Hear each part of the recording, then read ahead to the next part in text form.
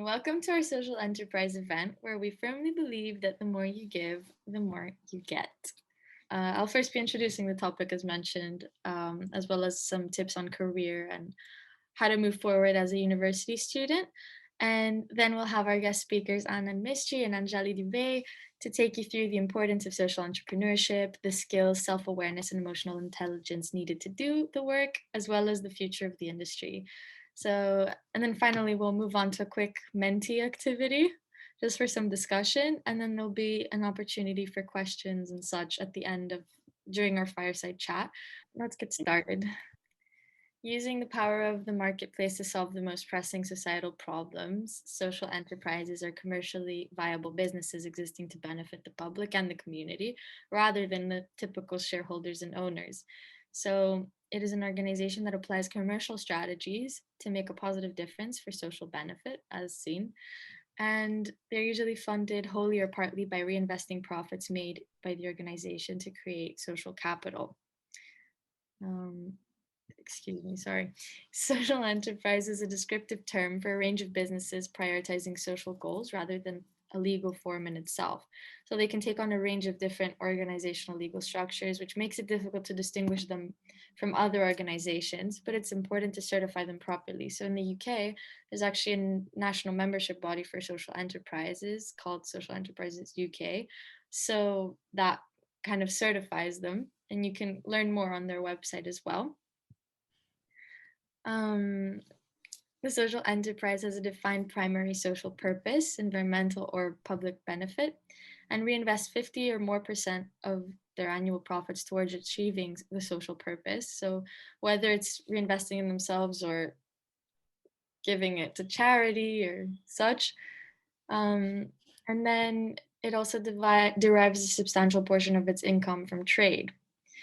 Social enterprises can broadly be categorized into three principal motivations. So, first is community need, where businesses that create or maintain products or services in response to social or economic needs in the community, not by the market. Second is employment, businesses that provide employment, training, and support for disadvantaged groups, as mentioned in the video. And third is profit redistribution. So they generate profits which are redistributed to social programs or charitable activities. We wish to quickly touch on careers in social enterprise. So, what can lead up to one, what can inspire one, and what to do. So, firstly, as social entrepreneurs function with the objective of changing the face of society. So, they operate in fields like health, sanitation, education, or others which demand development. There are even people who work on bringing out a change in modern innovations because their impact has been detrimental to human life. Some social entrepreneurs also work for improving systems, achieving new solutions, and establishing fair practices. For millennials and Gen Z, social entrepreneurship is becoming a very valid and popular career option since passion and problem solving is what currently matters the most. The UN Sustainable Development Goals are usually what social entrepreneurs try to tackle. So these are global goals that we should be reaching, yet mostly occur in developing countries that are neglected, which is why these pose as a reminder to always look out for better solutions. They can be found also online at sdgs.un.org/goals if ever you want to look at that, but they're very important. We learned in one of the classes that we took this year. Well, honestly, there aren't very many requirements set in stone to become a social entrepreneur, but sometimes a business or management related background in conjunction to your passion and values to solve a grander issue is very recommended. And even if you come from a non-business related background, you can use your skills and strengths to your advantage. So if you're a computer science degree major, you can obviously use that to develop an app for some cause or some sort of program. The possibilities are endless.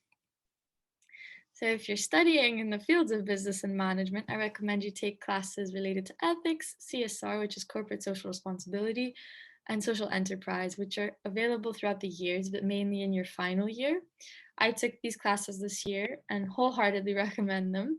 So here's a list of the module codes if you want, like take a picture of it, or you can always email us at what was it, entrepreneur at reading.ac.uk.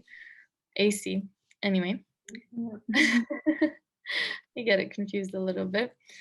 But yes, so now that we have a thorough understanding of the social enterprise, its attributes and motivations, as well as career options, I'd love to introduce Anand Mistry, an NEF fellow at the Center for Entrepreneurs, who has worked on growth analytics with social enterprises and actually started up his own during his bachelor's degree. Hello, how are you doing today?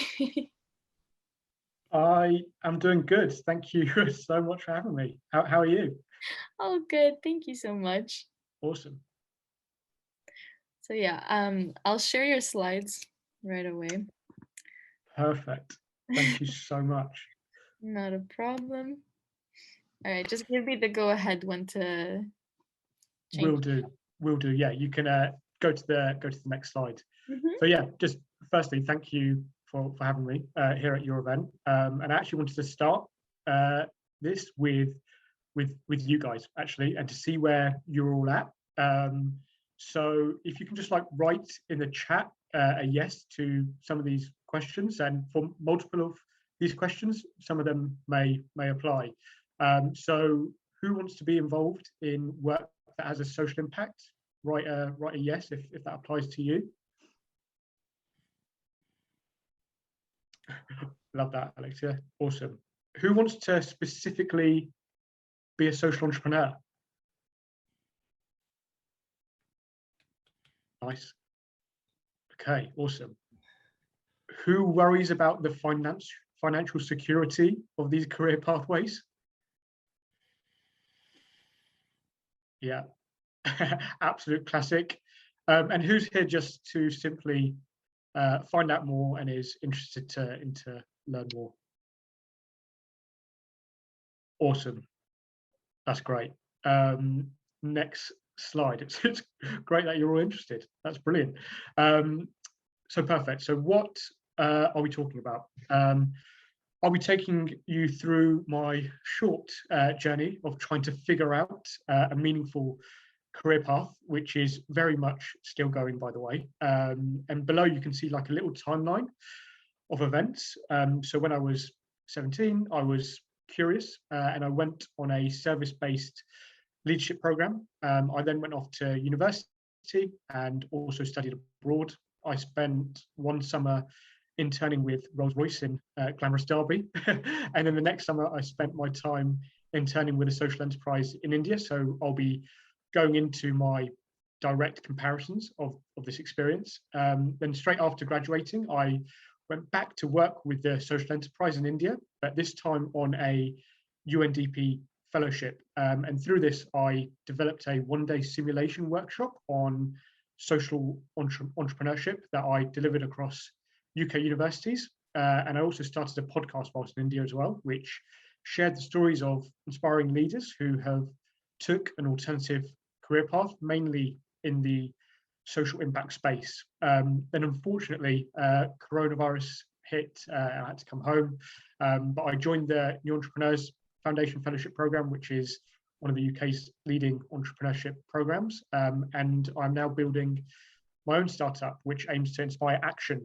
in young people for social impact. I'll be telling you a bit more about the social enterprise I worked with in India, what they do, their impact, the challenges, and the key skills that I think every social entrepreneur needs, and then go on to challenge some traditional notions of success.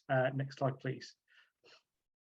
So when I was 17, like everyone else, I was doing my A-levels and needed to start thinking about what I wanted to study at university, because that was the natural next step in the society momentum that most of us find ourselves in. And at the time, all I could see was this path, go to college, go to university, get a graduate job, get that promotion and make money. And there's a saying, you can't be what you can't see. And everyone around me was doing this too. My sisters, my older cousins also took this path. And so this was all that I knew. And this is what, for me, success looked like for me.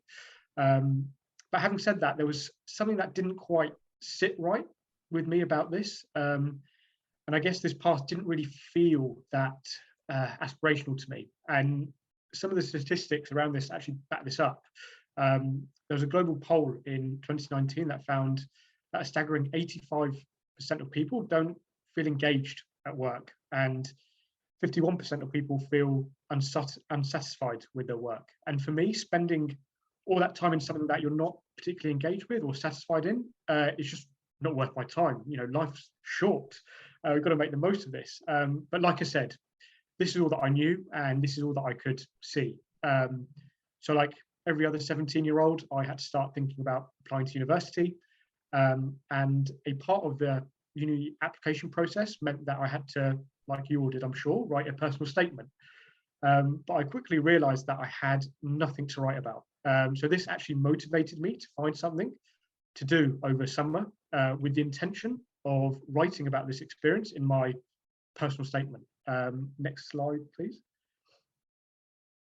So I was actually introduced to a service-based leadership program in India and thought this would be perfect. Turn up, participate, and have something to write about upon my return. But although this is where my initial motivation came from, I didn't let this intention shape my experience in India. Before I left, I was given some advice from a mentor who said to me that I should be really aware of where I am, like my behavior and my actions. So for example, if I was having a conversation with someone that I could be having in the UK, then I shouldn't be having that conversation. And the general idea of this advice is to make sure that I make the most of where I am and to apply myself to get the most out of the program. And the program itself exposed me to a completely new environment, going out of my comfort zone, going out of the comfort of my home, to developing communities in India was extremely eye-opening. And we spent a lot of our time with an NGO based in Gandhi Ashram, which is where Gandhi used to live. And the NGO there has been serving underprivileged communities for around 30 years now, and interacting with the inspiring leaders who serve these communities so lovingly really changed my perspective on what a leader looks like.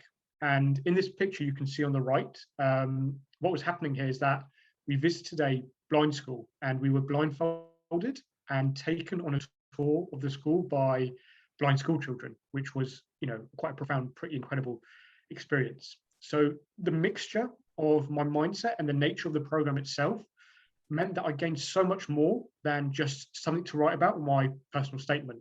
The program exposed me to a new set of opportunities that weren't accessible to me prior to going on the program. Before, my life was studying, socializing, and partying, which was great. By the way, I absolutely love doing these things, and I still love doing those things. But now, like, a whole new world and choices existed for me.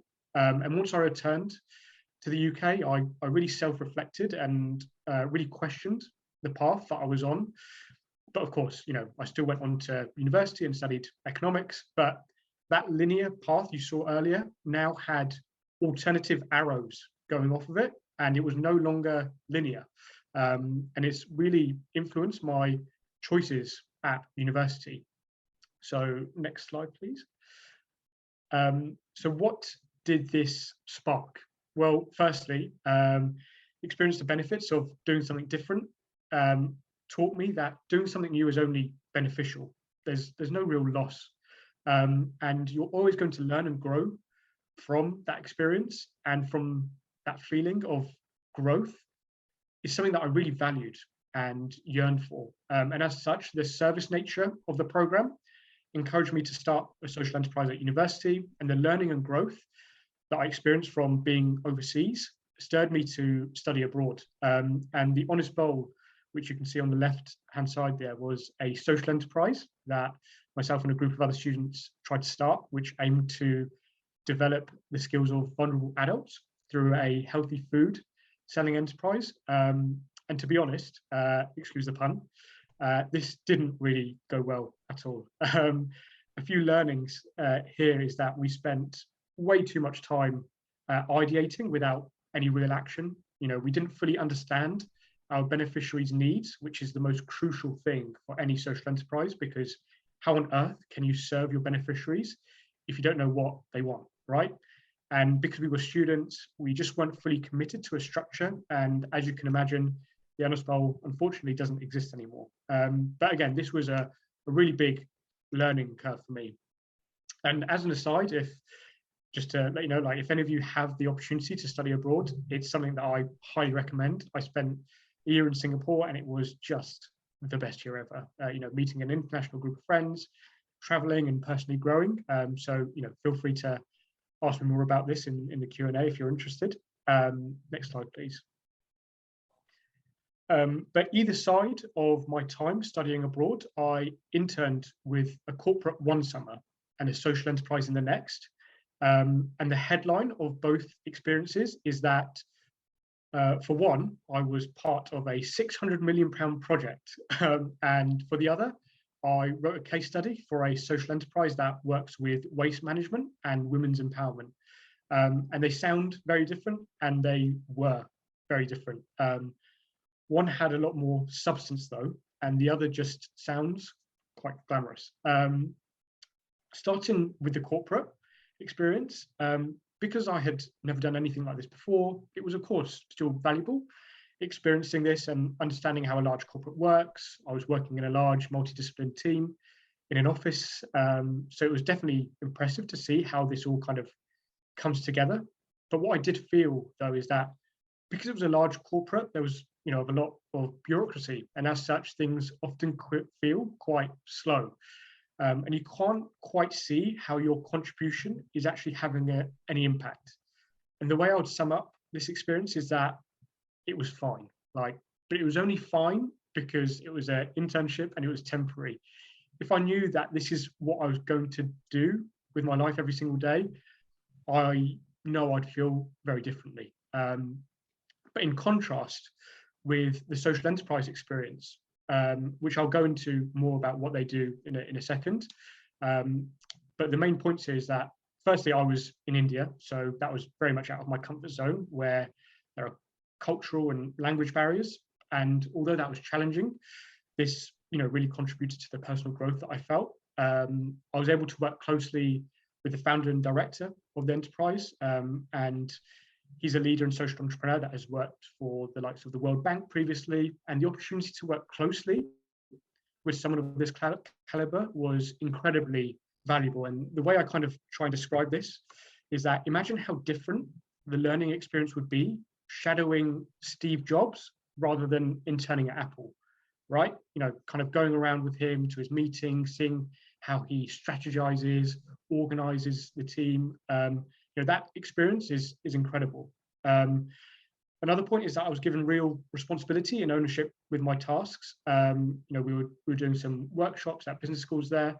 So I was liaising with professors, coordinating resources, and trying to manage my own time. And knowing that I successfully led the whole process was quite satisfying. But my main role in that internship was to write a case study about the business model and the social impact that they had.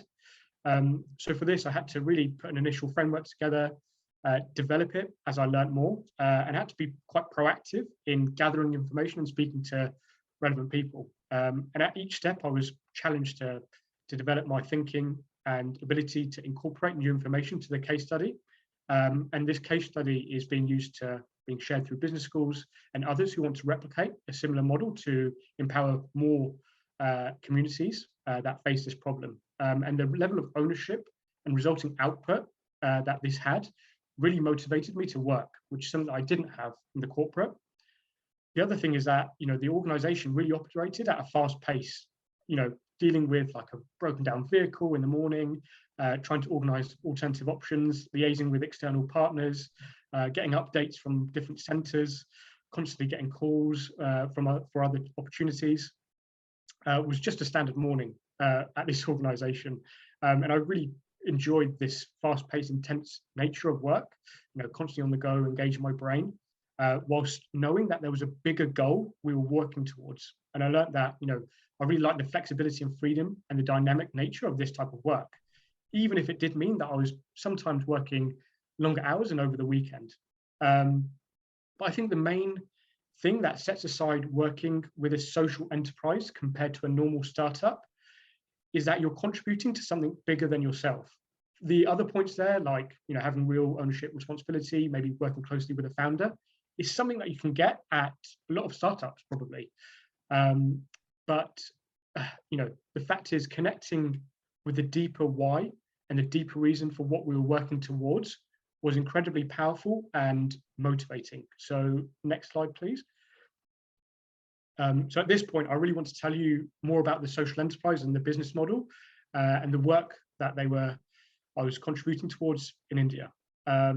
So in India, ineffective waste management is it causes a lot of littered roads, and littered roads can be quite a common sight in various urban cities.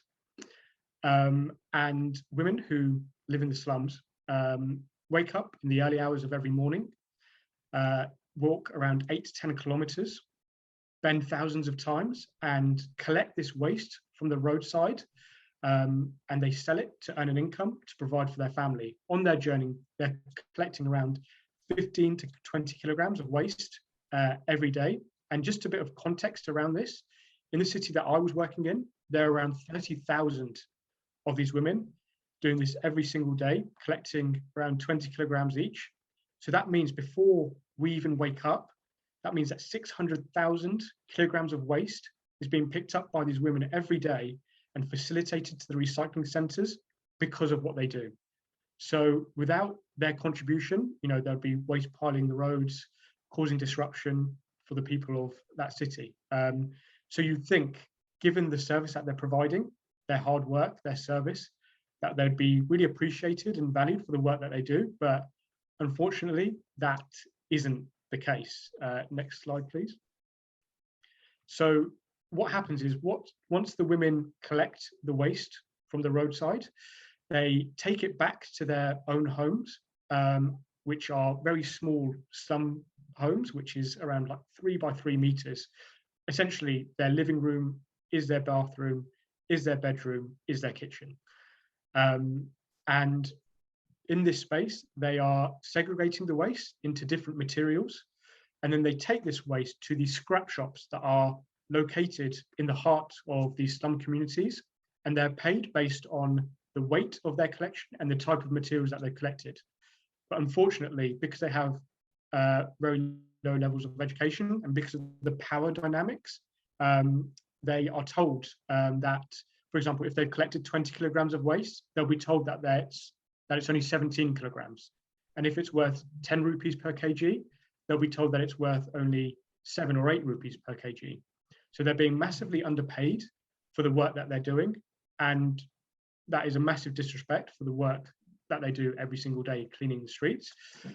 So what Paryavaran Mitra, which translates to Friends of the Environment in English, what they did is identified that at this scrap shop level, this is where these women are being exploited the most. So this is also where they can be helped the most. So what they did is they intervened in the market simply as an open and transparent actor in this process, where instead of the women going to these exploitative scrap shops, they would come to Paryavaran Mitra and they could sell their waste and get a fair return for their collection. So now the women go to these centers and are able to sit down on a chair, sit and talk to the center coordinator, who treats them with love and respect, who appreciates the work that they're doing, tries to understand their needs, and they sell their waste and get a fair return for the women's waste collection. So on day one, their incomes are massively increasing. And then at that point, some finer sorting of the waste occurs. And then that waste is then sold up the chain to the dealer, to the distributor, and then eventually recycled. But because it's a social enterprise, they really aim for holistic upliftment of their lives. They're dealing with waste every day, right? So that can cause a lot of health hazards. So they give them health safety kits, give them regular health checkups. They also take care of their children's education and also provide leisure activities for the women. So every Saturday, the women come together, they don't work, they are provided with a healthy, nutritious meal.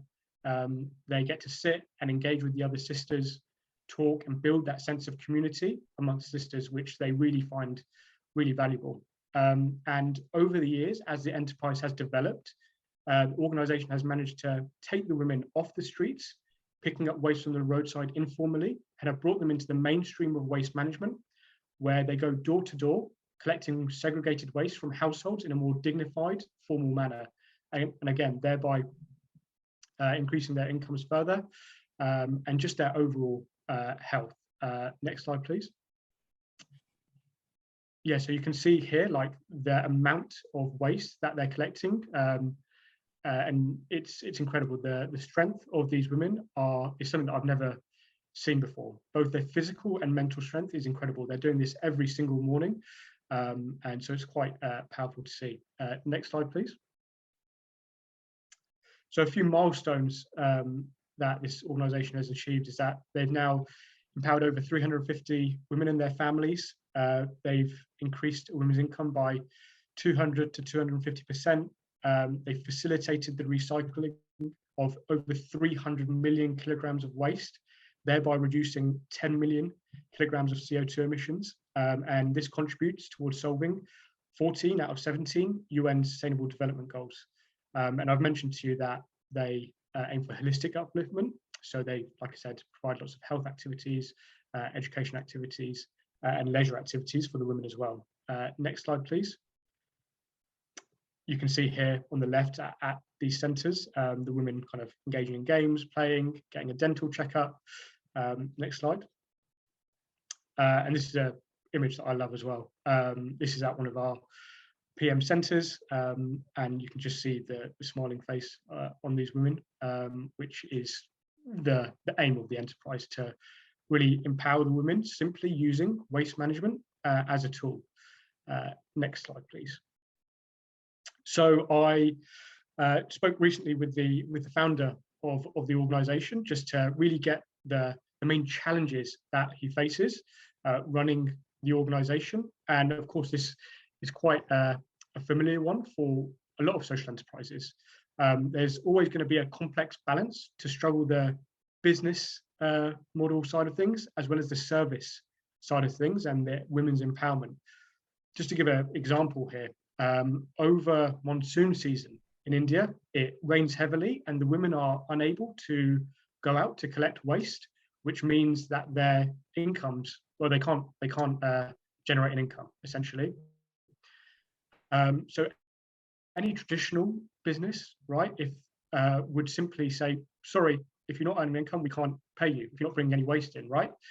But what this enterprise does is has geniusly kind of strategized and gives profit sharing every quarter, so they're able to save income, and also still pays them over that period in the form of groceries, so they don't get go hungry, and they have to specifically design in all these other components to make sure that at no stage over the years or any processes over the seasons that these women are left behind. Another point is that mainstream waste management models don't advocate for human-centric models, and the point here is that there are thousands of these women doing this every single day, but what the alternative is that machines, big lorries and trucks could go around and collecting this waste, which is great, but how can this lead to more women being employed for the model? So what they advocate for is human-centric models where more women can be employed, thereby empowering as many women as possible. And more of a personal challenge from the founder is that he's realized that everyone wants to invest in witnessing the change, but not on the grassroots change makers. So that's a personal challenge. But despite that, what's so powerful here is that despite the relative struggles that every entrepreneur and social entrepreneur faces, because you're so connected to the why of the organization, you can push through these short-term challenges because you're contributing, again, to something bigger than yourself. Next slide, please. So in terms of the key skills that I've identified that are quite unique to a social entrepreneur, is that the main one is being empathetic and being able to build empathy. Really putting yourselves in the shoes of your beneficiary and deeply understanding the complexities in their lives. And through that, you can together find ways to serve. So just an example, again, before anyone works with PM, before providing any solutions, you will go out in the early hours of the morning alongside the women, picking up waste on the roadside like they do, taking it back, segregating the waste, and really feeling what they feel on a day-to-day basis, to really build that sense of trust and empathy with these communities, and then start to work with them to find the solutions to their problems. And then the next two, resourcefulness and adaptability. Like I said, there are a lot of unforeseen circumstances that regularly occur on the ground. I mentioned monsoon season. As you can imagine, other competitors in that space don't like PM's intervention into the market, so they cause a lot of trouble. So being innovative and being able to overcome these problems and consistently push the boundaries so you can keep on serving your beneficiaries as best as possible is really key. And even with that, what PM do is that, as well as facilitating the recycling up the chain and selling the waste on, what they do is that there's a huge opportunity to also upcycle the waste that is being collected by the women, upskill the women to teach them new skills and sell those products for an even higher margin, thereby benefiting their lives even more. Next slide, please. So for me, the opportunities and exposure that I've got through working with PM has been incredibly valuable, and something that I feel pretty certain that I wouldn't have got if I was sat in an entry-level position in a corporate job. So for example, the case study that I wrote ranked in the top 10 of a development case study competition, and it was published in their book. And for my second stint with PM after university, I was tasked to engage students and universities with the work that is being done on the ground, to engage more volunteers, more interns, to get more research opportunities for faculty members, etc., in order to further the work that's being done on the ground by PM and the women. And I was tasked this role kind of straight after my last exam at university, and I was basically given the freedom and opportunity to be creative, be entrepreneurial, and given the space to make mistakes and learn. And I just want to share like a particular week kind of in this whole process that I distinctly remember, which was a week before I graduated. And I remember, I think it was on a Wednesday, I went up to Leicester because I was invited to De Montfort University to speak at one of their kind of graduation week lectures, to share the work that I've done with PM and the work that the women do. And then there was this like panel Q&A, and I was asked about a range of things from like UN SDGs that you mentioned before to things on spirituality, and it felt really strange to be asked these things in front of an audience of adults who had way more experience than me, but I embraced it and enjoyed the experience. And then following those few days, I had like a meeting with King's College London, UCL, then Imperial, all about kind of delivering this social entrepreneurship workshop at their institutions. And to be honest, at that stage, I hadn't even built the workshop yet. I literally turned up to these universities with a Word document that I put together. It was shocking. And so I was essentially selling something that I hadn't even built yet. But I had the hope that maybe in October I'd be back in the UK to deliver these experiences somehow. And of course, like these meetings didn't get arranged overnight. There was lots of efforts. 2 months previous, putting documents together, like I said, sending numerous emails, having phone conversations, trying to engage my brain in this. And I thoroughly enjoyed that week, traveling around, meeting different people and learning throughout. But over the last couple of months prior to that period, there's a part of my brain saying to me, this is your last summer holiday. Relax, have fun, enjoy yourself. Why are you stressing out, working? You're not even being paid like a massive amount, right? Whilst I could see my other mates, chilling, going into their graduate jobs. And I guess these thoughts came up because, one, I think I put a lot of pressure on myself to deliver, and obviously you feel that sense of responsibility when working for a social enterprise, knowing the work that the women do every day. Also, I noticed that the perception that exists around work that you're not really being paid for is like charity or not real work. And also there was this kind of fear within me that, all these efforts would, potentially be for nothing. A part of me felt like maybe no university would actually sign up to this, which means that I could actually be spending my last summer holiday chilling instead. But although I had these thoughts, they were always quite temporary and transient, because from both a short-term and long-term perspective, these thoughts were overweighed by actually kind of really loving that process and knowing that I'm putting in the effort for something that I actually care about. And whether the workshops get arranged or not, I felt confident that the skills and experience that I gained through this process will serve me well in the future. And I think valuing the process of something, regardless of the end result, is something that I learned through this process. And like I said, whenever I do work for PM, thinking about the work that the women do every single day, the lives that they have in India, always keeps me motivated, knowing the daily hard work and struggle that they go through. And this also gives me a sense of responsibility and perspective on my relative struggles, right? Who am I to complain? This is an incredible opportunity that I got. But fast forward a few months, I had conducted with a team and I had developed this like experiential simulation-based workshop across four universities. This university on the bottom right here was at Imperial Business School. I have no idea how that happened, but it happened.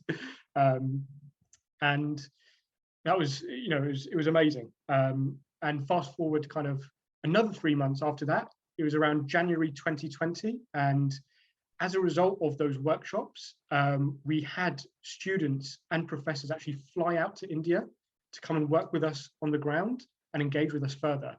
6 months prior, I could have never have imagined that these efforts over summer would result in even securing a single workshop, let alone them having like a real impact on others that will go on to shape their careers. So just an example, we had these 3 students from the University of Bristol that applied real problem statements that Paryavaran Mitra was working on the ground to their master's project in innovation. They got funding from their university and flew out to India to conduct further research. They then built an innovative solution to the upcycling plastic waste problem that I told you about earlier, and have now developed and run their side business. And this has been implemented on the ground in India, which is improving the skills of women and their income. And inspired by that whole journey, these lads are now working in social impact organizations, not only in the UK, but one of them has secured working roles in India as well. So that was awesome to see. So, fast forward to now, I'm currently building on the work that I've done over the past few years, because I see a real opportunity for this to be the foundation for my future career, inspiring others to work within social impact. And as predicted, the skills and experience I gained from these efforts last year are now proving quite useful, and I feel more confident in my ability to deliver than I did a year ago. Next slide, please. So yeah, this brings me on to what I'm doing now, which is an organization called CHAKRA, which aims to inspire action in young people for social impact through experiential education programs that will broaden their career aspirations and personal growth opportunities, as well as provide the structured pathways and mentorship to support their journey. Even in my last year of university, I knew I didn't want that grad job, but I got caught up because everyone else was applying for, your classic consulting and finance graduate jobs, and I got caught up in it. But luckily for me, I could see an alternative path because I was fortunate enough to have participated in an internship in a program a few years before. And just talking to some of my peers and friends, they are interested in these alternative paths, but because they can't see that clear path, it's often a struggle to take that leap. So kind of building on that, I really want to provide that space for other young people to engage in social impact and really provide those structured pathways for them to thrive, essentially. And you can see the three lads that you can see on the right hand side there are those Bristol students that came out to India, and that's at one of their PM centres. And on the left there, that's part of one of the social entrepreneurship workshops that we delivered at the University of Southampton, I believe. Next slide, please. So through CHAKRA, we really want to also challenge traditional notions of success. And as I said, success to me when I was at school and college looked like being rich, working for a big name company, having a fancy job title, and all the status that this carries. And not to say that some of these things aren't important. For example, having money is important for the system that we live in, but studies have also shown that past a certain point, money doesn't actually bring more happiness. But through the experiences that I've had, I've realized that success to me feels more like contributing to something bigger than myself, having quality, meaningful relationships and community, and consistently learning and growing, and ultimately having that sense of inner peace and satisfaction. And what you can kind of see by these two sides is that one is very much external and the other is internal. One side cares about how we're perceived by others, and the other cares about how we feel inside. Next slide. And lastly, before I close, Steve Jobs said in his Stanford commencement speech, said that you can't connect the dots forward, you can only connect the dots backwards. So my point here is that, as you know, one thing leads to the next thing, to the next, to the next. And when we look back, we can see how this all makes perfect sense. So for me, when I participated in that service-based leadership program at 17, I had no idea that I'd be sat here starting my own social impact startup and talking to you about it. But had I not participated in that learning program, I wouldn't have experimented with social enterprise at university or studied abroad. And had I not done that, I wouldn't have took the step to spend my summer in India with a social enterprise. And had I not done that, there is no way I would have bought a one-way ticket to India to work in social impact as a start to my career. So it really is about just trusting the process, exposing yourself to new opportunities, applying yourself, and through that, ultimately kind of growing yourself. Next slide, please. So to just finish off, I just wanted to share this quote by Gandhi, who said, "The best way to find yourself is to lose yourself in the service of others." And this is something that really resonates with me, because through service and working in social impact, I feel a lot more clarity and ease around the path that I'm on now. So I just wanted to leave this with you here and to say thank you very much for listening. And I hope this was valuable for you to hear. Thank you. Thank you so much for this great and inspiring information and talk. We really much appreciate you coming and sharing with us. It's been very lovely. So if anybody would like to ask Anand any questions, please remain until the end, where you can ask him yourselves or pop them into the chat. It's really great. Thank you so much. No worries. I'm happy to introduce you to our second speaker, Anjali Dubey from TransPower. So she inspires young minds with deep conversations and collaborative learning to bring about a social transformation originating from deep personal understanding. TransPower builds a safe environment to amplify and accelerate mental and emotional health in going mainstream. So yes, we're very excited to have you, Anjali. How are you doing? Hello, hi Alexia. Thank you so much for inviting me and for that introduction. Thank you, Alexia. Mr. Anand, that was a really insightful talk. So, thank you for that. And yeah, I'm looking forward to sharing my talk with you. So, hello everyone. My name is Anjali Dubey. I'm the founder at TransPower, and I'm also a certified NLP practitioner. So, I'm going to tell you and discuss more about how to explore the human in you and your business. So, I would really love to walk you through my journey and on the whole story of why and how did Transpower came into existence, basically. So, the story goes back to my school days, actually. So, I was an average kid, but I was filled with social anxiety.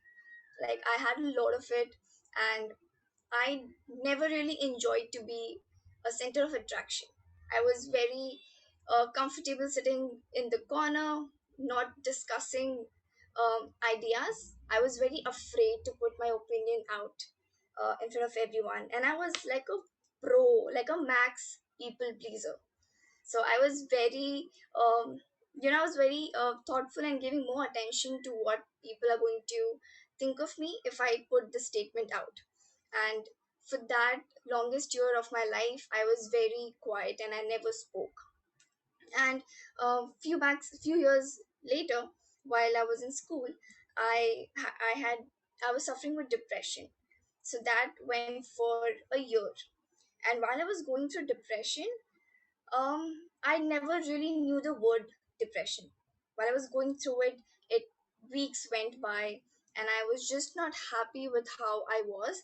I withdrew from all these social interactions, social gatherings, and I was very unsure of what's happening with me because this was the first time. So I didn't know what's happening. I didn't knew what's happening with me, and I knew that something is wrong, but I was very afraid to go out and share this with my friends because um, I was afraid of the question, "Oh, what's wrong with you?" Because what's wrong with you, I didn't have the answer to that. I didn't know what's wrong with me. I couldn't understand what's happening inside me. So there was this tiny voice in my head that was like, okay, you have to get out of whatever you're feeling because this is not really you. You have to really take in the efforts, but not. There were days where I didn't want to wake up off the bed. I was literally on my bed, staring at ceiling, doing nothing. So I wanted to sort of do and come out of this situation. That's where I started researching about the symptoms that I'm having. And then while I was researching, I discovered, okay, so what I'm going through is called as depression. When I had a name for what I was feeling, I felt a little bit okay, that okay, fine, so I have this word.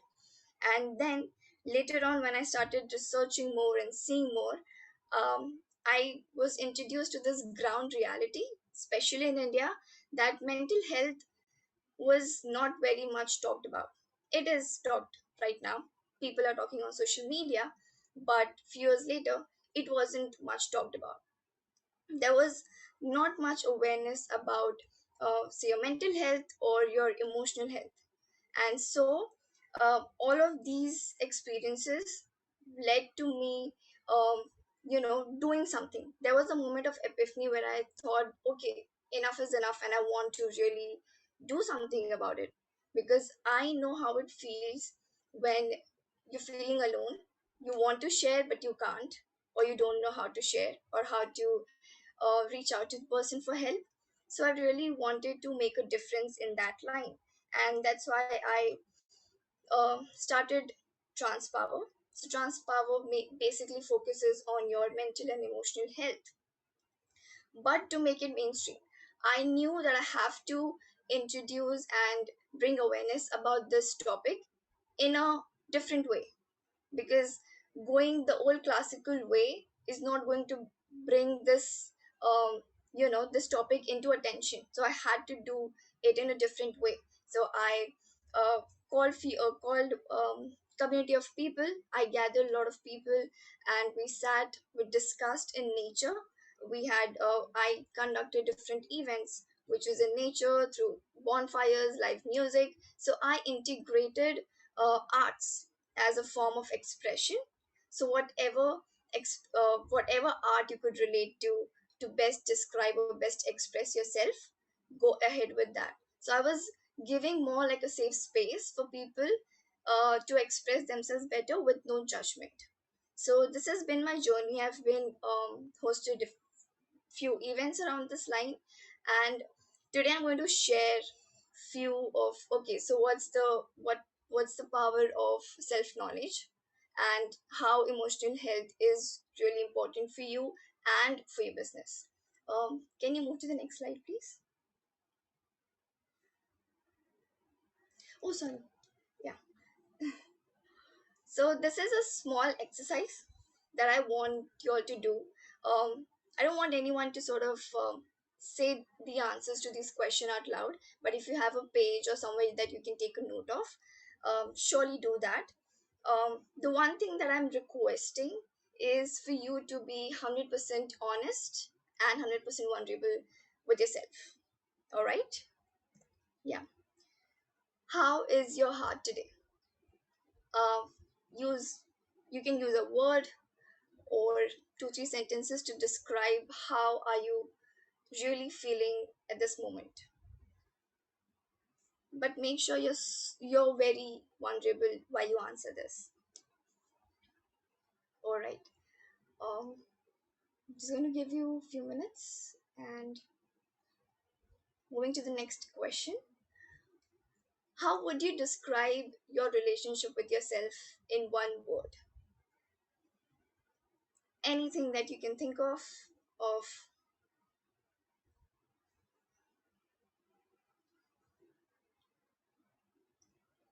Sure. Next question. I love who I am when I'm alone. So you can say it as either yes or you're working on it. Whatever applies to you. And this is the last question. How many close friends do you have that you for sure can turn to in crisis?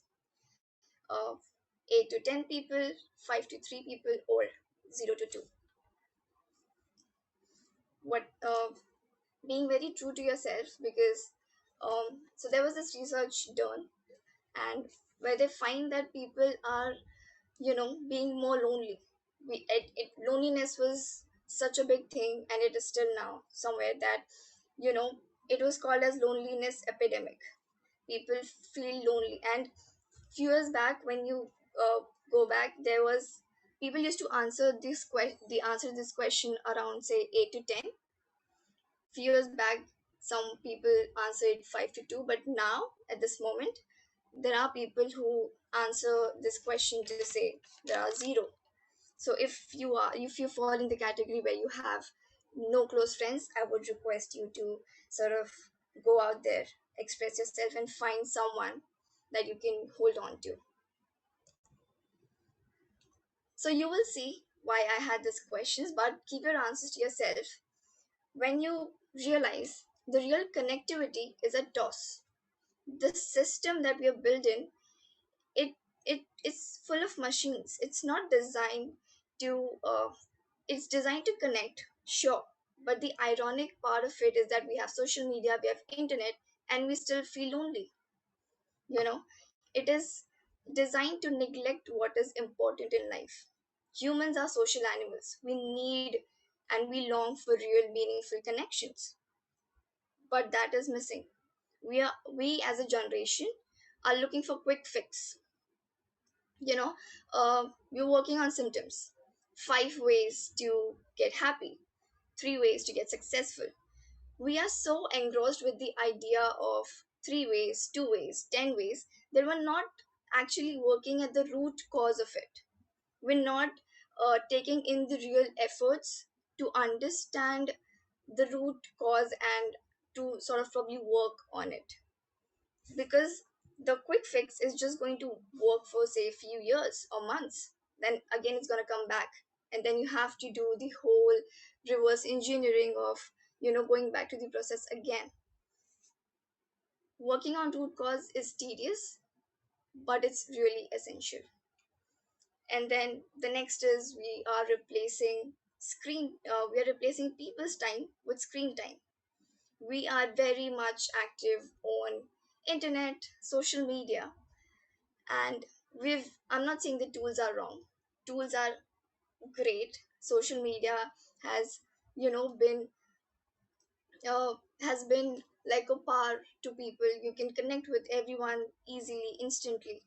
But if you're using it more accessly and you are more into mindless scrolling, you would not understand, okay, where is it happening. And in a way we have lost sight of what makes us human in the most beautiful way. So I want to change a little perception or bring out a new lens as to what is new age social enterprise.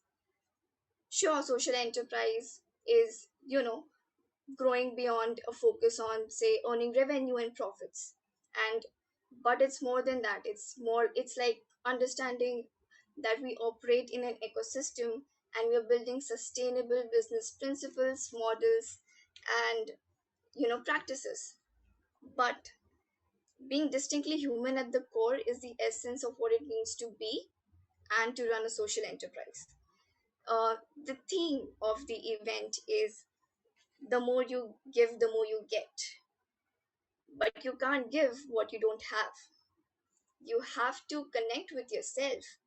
You have to identify, okay, this is the human in me. You have to accept yourself with flaws.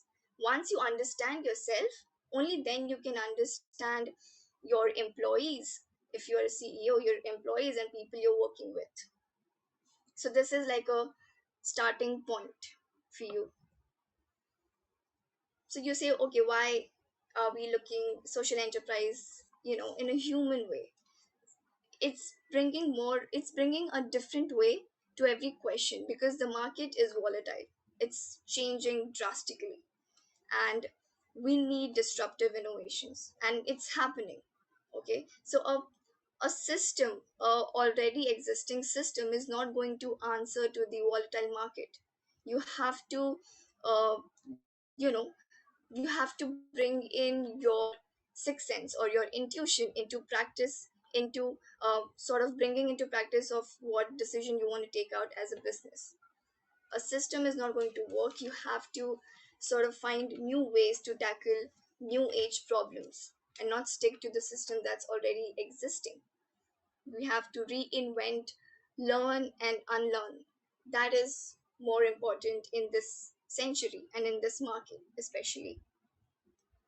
So how to be more human in age of machines? Yeah, the magic of authentic conversation. It's more like we have forgotten the essence of what it is to have an authentic conversation. We have to skip small talks, because real conversations happen when you open your heart and when you reveal yourself. We are afraid to be vulnerable, but trust me, vulnerability is, it is the only route to friendship, and only route to real understanding of you as a person and for the other person that's in front of you.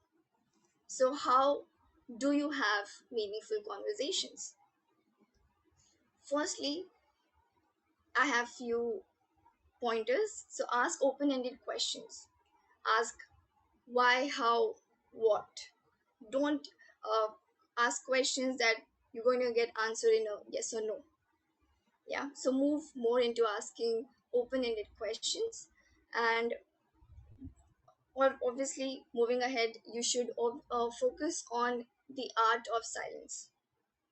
Why I say art of silence? Because we are so uncomfortable with silence that we try to fill the void. But the more I for me the experience that I've had while having conversations, people express more when they're silent. You just need to understand. Once you understand that, there's so much spoken where there will be so much spoken in that moment of silence. You will not even realize. But you have to be silence while in a conversation. Obviously not a prolonged silence where things get okay. No, they don't understand what's happening, but a timely silence. And the art of listening. The art of listening is what is necessary. Being silent makes you a powerful listener. You, while having a conversation, you in your head, if you're preparing, okay, what answer should I give to this question, that is not going to allow a free flow conversation to happen. You have to listen to other person to be and to understand and to be in that moment to of being understood and understand. Yeah, so you have to be a mirror. Try saying after a conversation, okay, so what I understand you're saying is, and then whatever they're saying. If you bring these small changes, you will have or you will have more meaningful conversations. Try to reflect back, saying after a conversation, okay, What's the one valuable thing that we've had in conversation? What it does is the person in front of you is already thinking about the conversation instantly. So now they're trying to find out, okay, this is the most valuable thing that I've had in this conversation, and you remember it in a different way. You have a memory of it in your mind. So I would suggest you to skip small talks and move forward to a more meaningful conversation. This is going forward and listening to, okay, so this is the longest study done by Harvard, actually. So they ran a study for 75 years, and it is the longest standing study that anybody has done. So what it did, it tracked life of individuals, say around, the individuals were around 724. So they tracked life of these individuals from teen till their old age. They had interviews, they had few medical tests done, and the whole idea of the study was to understand what makes a good life and what makes life worth living. And the answer to that is quality of relationships. That was the only thing, and which was keeping people and their mental health happier and healthier. So I would say, I would suggest you all to give more efforts into building meaningful relationships and having conversations where you're most vulnerable at. So the power of self-knowledge. This idea is spoken a lot, but this is a very, very crucial one. Your relationship with yourself sets tone with the relationship that you have with everyone else. If you're not happy with yourself, if you don't love yourself, we don't expect someone else to love us. If you don't understand what's going inside of you or in your head, we can't expect someone else to understand what's happening in our brain, in our mind, or what are we thinking about. So it's really exploring the idea. I am not in the idea of you knowing yourself 100%, because that is not true and that is not going to happen. But try actually probing in this direction, exploring yourself in new ways. Do something that you've never done before, and then you'll find a new you. That is how you should step forward into, understanding yourself in a more better way. It'll help you make wiser decisions. And don't be vague while answering or while expressing your ideas. The more vague you are, you would not understand. Just try to be as precise in expressing yourself as you can. Have a moment of introspection. Introspection is not popularized. When you say you have to sit alone with your thoughts, most of us are scared. Oh, I don't know. I'm scared with my thoughts. You don't want to acknowledge your thoughts and your ideas, and understand where is it coming from. So machines, they know you well. All your data is going, what you're liking, what you're not liking. You see all the recommendations on Instagram, Snapchat, YouTube, everywhere. So the idea is to know yourself better. If the businesses or if the tech people know you better than you know yourself, then it's game over. Then they are going to literally, I wouldn't say 100% manipulate, but influence your choices. They're going to know yes, they are going to understand, okay, so if she's liking this pictures, she's probably going to buy this. You are always being watched. Yeah. So make sure you know yourself better than the businesses, or than the data that businesses are storing, and the machines.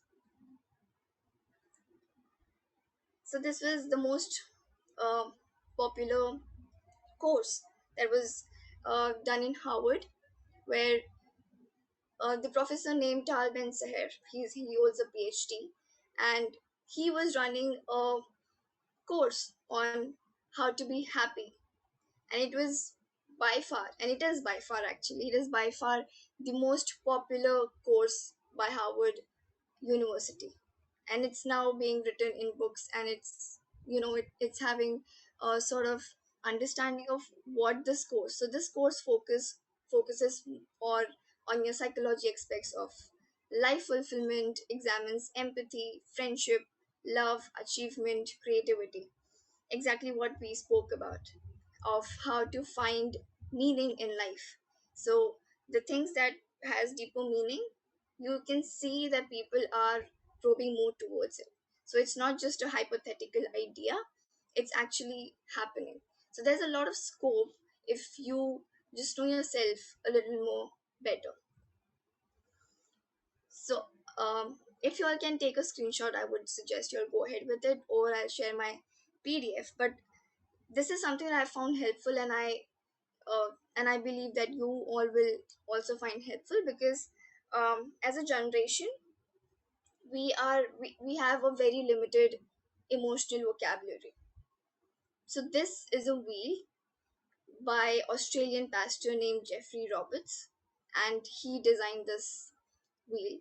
It'll help you understand what emotions you're going through, because you need to understand and have a clear understanding of what are you feeling as a human, and to express. So your so this is something that I suggest you all go ahead with and take a screenshot. So whatever I said, how is it related to your business? The thing is, you as a business, you have to understand and make sure of what story is your brand telling, what you as a brand wants your customers to feel, what emotion is your brand sparking and expressing. I think these are three questions that you need to boil down to in order to get a more deeper framework of your business. You know that, okay, this is the problem and I need to solve it.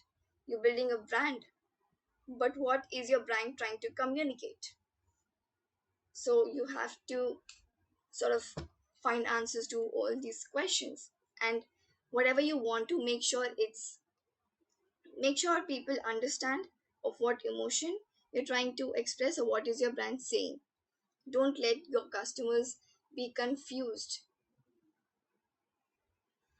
Okay, so this is about selling.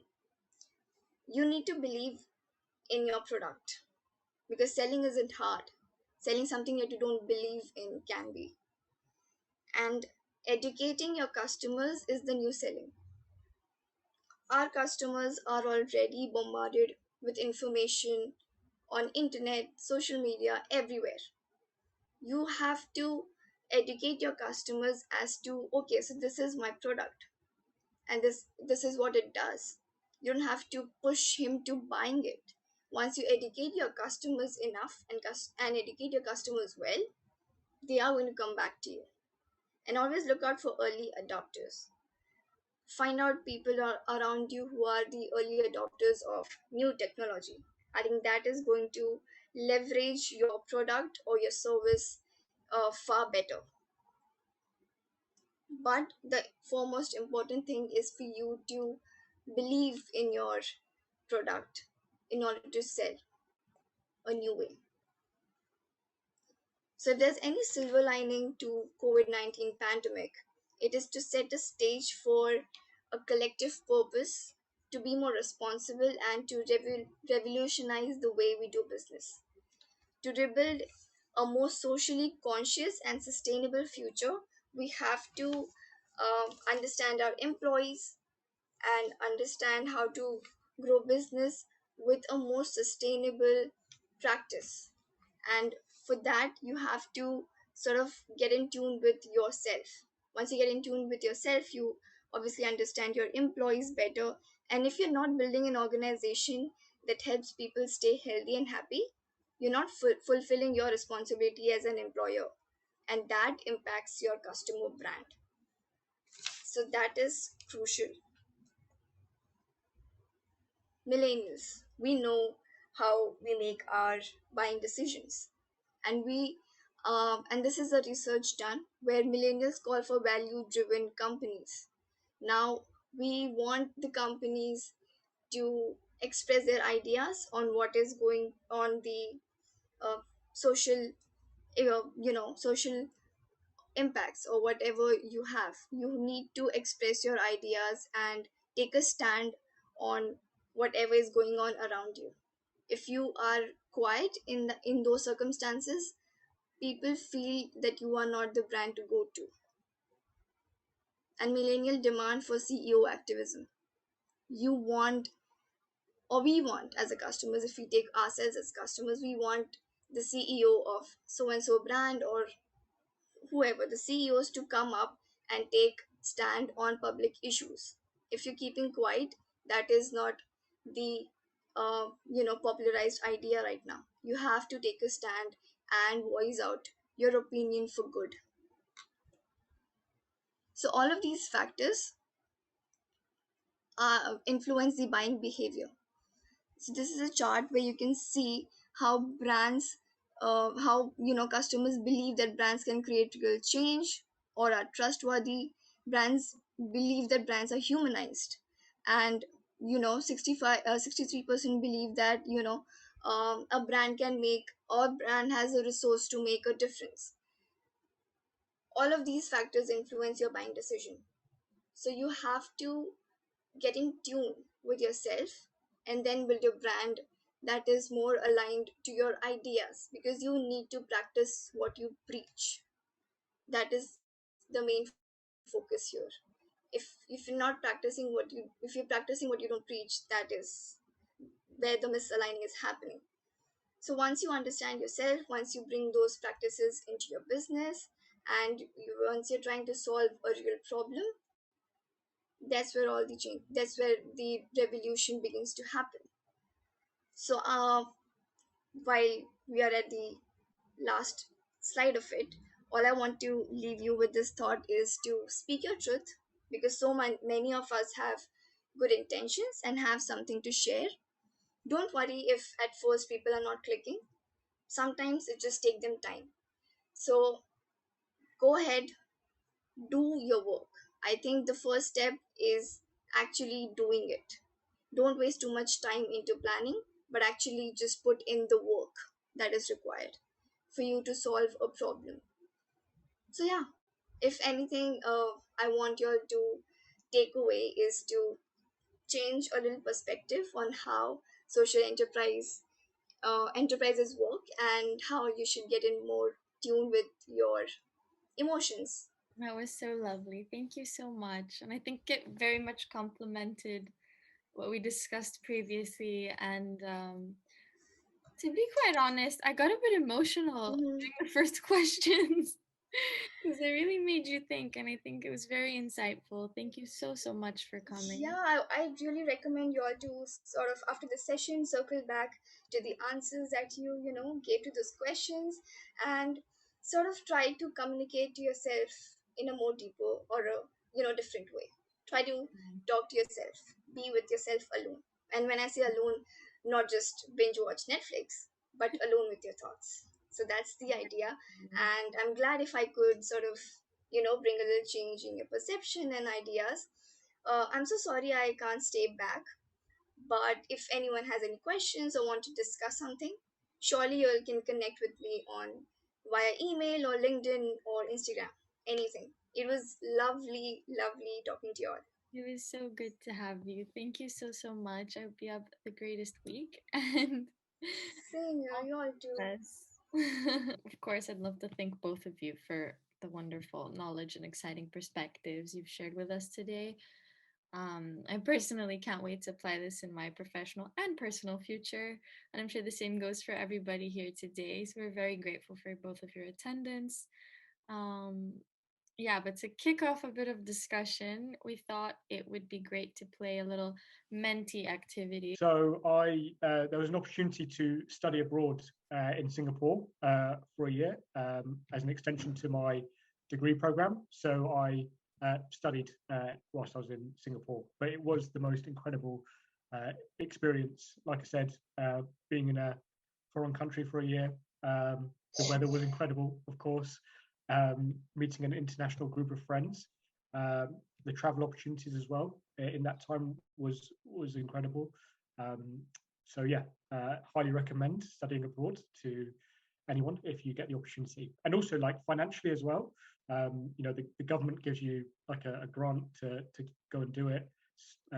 The place we were staying at in Singapore was university accommodation, so it was heavily subsidized. So actually, interestingly, my year studying abroad was a cheaper year than me studying at Bristol. So yeah, finance shouldn't also be a barrier there. There's quite a few interesting responses. They're all such important issues. I think what's interesting, especially about the UN SDGs, is that prior to those forming, they were Millennium Development Goals, right? Mm-hmm. And one of the reasons why they transitioned to the Sustainable Development Goals is that there was a lack of synergy between the goals, right? And something that really interests me is something called systems thinking, and the ability to look at problems holistically. And I think that's something that's really crucial in social enterprise and social entrepreneurship and tackling social problems. So what you'll find is that with the Sustainable Development Goals, below each goal, there are a bunch of like pre-goals or kind of checklists or something like that. And what you find is that when you address one of them, you're actually addressing multiple SDGs. So that's my 2 cents there. That's very true. Very, very true. I think it's interesting because you mentioned, I think at PM, you tackled 14 out of 17. Very inspiring for sure. In one of the modules we had this year, social enterprise, we started by identifying these SDGs we would like to tackle. This is how we began the process of creating a business plan based on a social enterprise. So that's why I wanted to ask, just to spark everybody's thoughts on the issue. But it was interesting because there is that synergy between them as well, that like you can do a lot of things with one. So our one managed to tackle, I think, like 5 or 6, and then somehow passively a couple more. Whether, like, it doesn't matter if it's so direct or not, but I think especially when adopting sustainable practices within your business, say whether it be packaging or anything goes, I think that definitely helps. You just definitely have to look at it holistically, as you mentioned, and you can make a world of a difference, and it's so important, and I love that. No, definitely. I think the other point there is, the SDGs are, they're big topics, right? I think, my only piece of advice there is that, that's great, right? But, start small, right? Start with something, and then you're eventually building to contributing towards the whole, right? And again, I think to kind of slightly answer the question that Jurek was that posed, is that, if everyone's contributing in a small way, some of those parts is obviously going to contribute in a bigger way, right? So yeah, starting small and building from there is the way forward. What triggered me was, again, an internship at a social enterprise, which I didn't even think of when getting that. I didn't really notice that, this is something I truly care for and I'm passionate about. So it was very interesting to me realizing it in my 3rd year of university, switching my modules of my last semester to the ones I showed you guys, completely doing a bit of a 180. I was in the mindset of, I'm gonna do consulting, I'm gonna follow my father's footsteps, everybody's footsteps, and just do some consulting with no real purpose. Of course, it's still helping people, but for what? So people can, we'll go a bit deeper, but like money hungry companies ruining the environment and all that. No, I don't want to contribute to that. I'd rather contribute to a better, goal. So, not to say that every company is money hungry and destroying the planet, but I'm just trying to say that we're at a time where it's very difficult to change our own habits as well. And we've been brought up very lucky and privileged to have information at the touch of a button, or, all sorts of things. So it's very hard to put into practice little things that you can do in your own life, in your day-to-day life. I mean, recycling is one, that's fine, but there are extremes, if you want to call it an extreme, where people use their shower water to boil it and use it for their coffee, which I personally do not think, like, if I just do that, it's not going to contribute greatly. So then that's where social entrepreneurship comes into play, where you can actually make a bigger impact by doing something of bigger impact and solving problems that are very prevalent. I think that's a really important part of the work that we all do, is like changing the narratives of the way people see things. So, for example, with the women in India who pick up waste every morning, they're not seen in a particularly good light in India. They're completely disrespected for their work. So that piece around building empathy and putting yourself in their shoes, what we do often is the women work with school children. School children come and volunteer with the women. The women often go to these large corporates and do these talks, which is incredible. Again, just to shift those mindsets around how the women are perceived, because they should be, applauded for what they're doing. So yeah, absolutely, shifting those narratives and mindsets is an important part. Definitely. Sona's just asked the question around what my biggest dream is. Yeah, really a big question. It's an interesting one. I don't really tend to have like tangible goals, but something that I think about all the time. And I think if I had a goal, it's all about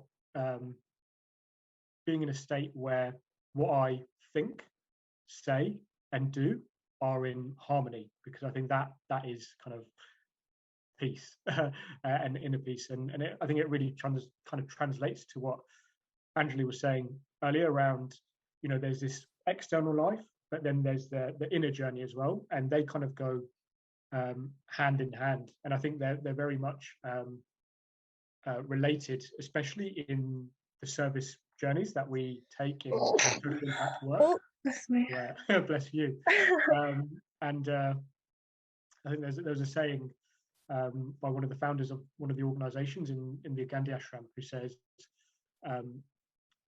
service is external meditation and meditation is internal service, and they go hand in hand, right? You should definitely take time for both. But yeah, so I don't have a tangible thing, but getting to a stage where what I think, say, and do are in harmony is, I guess, my a dream of mine or a goal. I have a question following up that. Basically, is how do you know if something is meaningful to you? So what we just did with the chart with the words, and there's a lot of things I wanted to write down there. How do you identify that one thing that is truly meaningful to you, that you want to proceed with, that you will consistently put in effort into achieving? Sure. Yeah. So if you have I don't know if there's any like tangible, concrete answers to that, but how would you say? Yeah, no, it's a good question. I think for me, and I think one of the values of the organization that I'm building now is that everything is rooted in real experience. So, for example, I am passionate about a lot of social causes, but I haven't felt or experienced a lot of them, right? So, finding something meaningful to you will be something personal to you that you have direct experience of, because again, that building empathy part is then serviced for you, and it actually means something and it's real, right? So for me, trying to inspire other people to engage in social impact work is something that is really real for me, because the journey that I told you about and that I was on, it's something that's completely shifted my perspectives on life and the personal growth that I've felt over the years, and I know how valuable it can be for others and for society. So I've felt those real, I guess, feelings. So it's very real for me, which is why I feel I can translate that in the startup I'm working on now. Okay, thank you. That was a really great answer. Yeah, it makes sense for sure. And as Anjali said, she explained to us, she had her issues with mental health, so immediately she connected with trying to help other people through that. So that definitely helps us a lot. Thank you. I think doing that inner work and understanding where you want to be, right, and where you want to serve, and what's meaningful to you. Like once you can understand the route, then almost the opportunities will present themselves to you because you'll know exactly what you're looking for, right? So I think I'd certainly start there. There are, of course, a bunch of like social enterprise organizations in the UK. Like I know you mentioned Social Enterprise UK earlier. Unlimited do a lot of work with social entrepreneurship funding. Obviously, we can talk more about, you know, the various organizations. There's Nesta, obviously the UNDP and others. So there are plenty of opportunities out there. It's just kind of figuring out which is the best for you. So yeah, hopefully that was slightly helpful. Yeah, that makes a lot of sense. Thank you. You both have really, like, it's been a pleasure to follow along your journeys as well. And yeah, it's very much inspiring. And I think people who hadn't really thought of social enterprise will be very appreciative of it. Thank you very much, so much. That concludes today's event. Awesome. Thank you so much, guys. I'll Thank catch you. you soon. Feel free to message or if you have any questions or want to talk more. But yeah, thank you so much and have a lovely rest of your days. See you later. Bye-bye. Thank you. Thank you, Anand. You too. Cheers.